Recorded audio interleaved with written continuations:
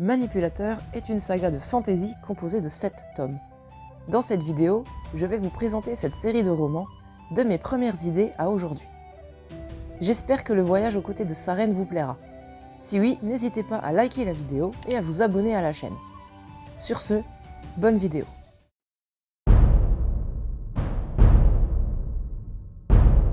Manipulateur est le tout premier roman que j'ai écrit quand j'avais 13 ans. Je venais de terminer ma lecture d'Eragon et je ne rêvais que d'une chose, écrire mon propre roman. Aussi, entre 2 épisodes de Shaman King, je me suis lancé. La rédaction du premier jet, entièrement fait à la main, m'a pris environ 6 mois. Cette première version ressemblait à Narnia ou à Tara Duncan. 2 mondes cohabitaient. C'était de la low fantasy. Le personnage principal s'appelait Hélène Selonara et était une princesse qui ignorait tout de ses pouvoirs. Comme dans 90% des romans de fantasy. De cette première version, je n'ai gardé que 2 éléments. Le lion du chaos, qui sera le spectre d'Elara, et Stélix, l'antagoniste principal. Ce roman a été écrit en 2006. Après avoir écrit les 3 premiers tomes, sur 5 prévus, j'ai mis cette saga en pause et je suis passé à d'autres projets. En 2013, je tente une nouvelle incursion dans cet univers, cette fois-ci dans un monde inventé. Je passe de la low fantasy à la high fantasy. Dans cette version, Hélène devient Elara et Stélix devient son maître. Il lui apprend à maîtriser ses pouvoirs, mais disparaît mystérieusement. Le but d'Elara était de retrouver son maître pour éviter la guerre. Mais ce projet a été lui aussi abandonné. Entre 2015 et 2017, je recommence la rédaction du premier tome, d'une autre version de l'histoire. Le scénario ressemble beaucoup à celui du premier projet, mais en high fantasy toujours. Après 200 pages d'écriture, je délaisse encore une fois cette histoire. En 2019-2020, je reprends une nouvelle idée en revenant à de la low fantasy. Cette version, plus sombre et plus adulte, mettait en scène Gabriel, un étudiant de 20 ans, embarqué malgré lui dans le monde post-apocalyptique des Boran, 10 ans après la guerre qui a ravagé le pays.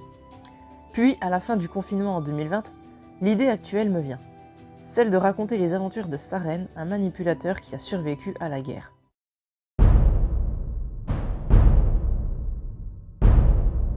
Les 9 royaumes des Boran, jadis gouvernés par les Béodan du Haut-Royaume et protégés par les manipulateurs de l'Ordre du Dragon, sont désormais soumis au puissant empire pourpre dirigé par Stélix. Les régions des Boran évoluent dans une paix relative, supportant mal la domination impériale. Les habitants dépassés ont perdu la foi qu'ils avaient envers les manipulateurs. Désormais, ces guerriers chamans sont mal vus et rejetés. Seule Sarene erre à travers les terres du Nord dans l'espoir de se trouver un but à accomplir. Il rêve de redorer le blason de l'Ordre du Dragon, mais seul, il sait qu'il échouera. Stélix est trop puissant. Dans cette version proche de la dark fantasy, Sarene évolue dans un monde au bord du chaos. L'Empire a plongé les 9 royaumes des Boran dans une paix instable et fragile. De plus, Stélix a altéré le pouvoir, ce qui empêche les manipulateurs survivants de matérialiser leur spectre. Ceux qui y parviennent sont localisés et traqués par l'Empire.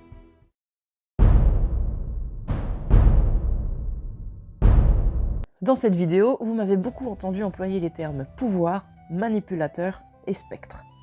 Même si une vidéo entière sera dédiée à chacun de ces thèmes, laissez-moi brièvement vous expliquer ce qu'ils signifient.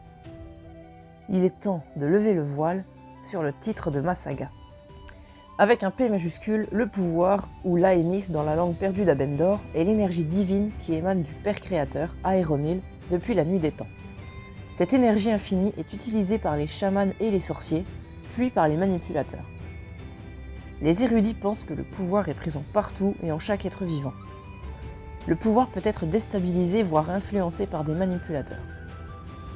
La naissance de chaque manipulateur provoque une perturbation plus ou moins puissante dans le pouvoir.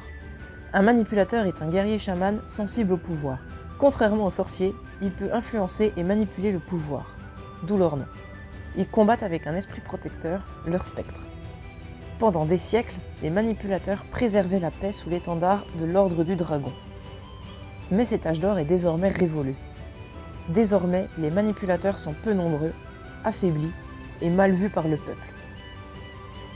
Un spectre est un démon créé par la divine Morwen quand elle travaillait pour Valarokar, le Diable Noir. Les spectres, dans les âges anciens, étaient des créatures monstrueuses qui dévoraient les âmes des personnes sensibles au pouvoir. Puis, à l'apparition des manipulateurs, ils se ployèrent à leur volonté et devinrent des esprits bienveillants et emplis de sagesse. Un spectre est capable de transmettre ses pouvoirs à son manipulateur. Par exemple, si un spectre possède le pouvoir de maîtriser le feu, son manipulateur sera lui aussi capable de maîtriser le feu. Dans le roman, Saren est capable de maîtriser la glace parce qu'il est lié à un spectre qui est capable de maîtriser l'eau et la glace.